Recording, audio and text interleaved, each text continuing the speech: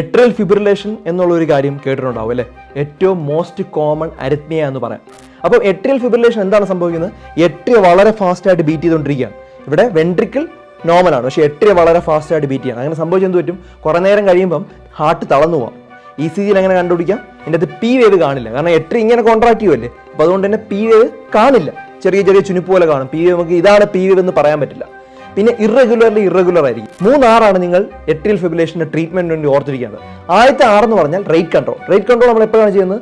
65 വയസ്സിന് മുകളിലുള്ള പ്രായമുള്ള ആളുകളും അതുപോലെ ഇപ്പോൾ റിതം കൺട്രോൾ ഫെയിൽ ആയിട്ടുള്ളവരും അല്ലെങ്കിൽ സ്യൂട്ടബിൾ അല്ലാത്ത ആളുകൾക്കുമാണ് നമ്മൾ റേറ്റ് കൺട്രോൾ ചെയ്യുന്നത്. അവിടെ നമ്മൾ കൊടുക്കുന്നത് മെറ്റാപ്രലോൾ കൊടുക്കാറുണ്ട്, ബിസാപ്രലോൾ കൊടുക്കാറുണ്ട്, കാൽഷ്യം ചാനൽ ബ്ലോക്കർ ആയിട്ടുള്ള ഡിൽറ്റിയാസം, വെറപ്പാമിലുള്ള മരുന്നുകളാണ് കൊടുക്കുന്നത്. രണ്ടാമത്തെ R എന്ന് പറഞ്ഞാൽ റിതം കൺട്രോളാണ്. യങ്ങർ പേഷ്യൻ്റ് അതുപോലെ സിംറ്റമാറ്റിക് ആയിട്ടുള്ള പേഷ്യൻ്റ്, ന്യൂ ഓൺസെറ്റ് ആയിട്ടുള്ള എട്രിയൽ ഫിബ്രിലേഷനോ എല്ലാം നമ്മൾ റിതമാണ് കൺട്രോൾ ചെയ്യുന്നത്. അവിടെ നമ്മൾ കൊടുക്കുന്നത് ഫ്ലെക്കനൈഡോ അല്ലെങ്കിൽ അമീഡറിനോ അല്ലെങ്കിൽ ഇലക്ട്രിക്കൽ കാർഡിയോവേർഷനോ ആണ് ചെയ്യുന്നത്. മൂന്നാമത്തെ R എന്ന് പറഞ്ഞാൽ റിസ്ക് പ്രിവെൻഷനാണ്. അതായത് ഈ എട്രിയൽ ഫിബ്രിലേഷൻ സ്ട്രോക്ക് ഉണ്ടാവാൻ സാധ്യതയുണ്ട്. അതുകൊണ്ട് തന്നെ സ്ട്രോക്കിന്റെ റിസ്ക് ഉണ്ടോ എന്ന് നോക്കിയതിന് ശേഷം വാർഫാറിനോ അല്ലെങ്കിൽ ഡയറക്റ്റ് ഓറൽ ആന്റി കോയലന്റ് പോലുള്ള റിവറോക്സാബിൻ പോലുള്ള മരുന്നുകളുണ്ട്, അതും കൂടെ പേഷ്യന്റിന് കൊടുക്കുക. ഈ 3 R നമ്മൾ എട്രിയൽ ഫിബ്രിലേഷന്റെ ട്രീറ്റ്മെന്റ് ആയിട്ട് ഓർത്തിരിക്കേണ്ടത്. ധാരാളം ആളുകളുടെ അറിവിലേക്ക് ഷെയർ ചെയ്ത് കൊടുക്കുക.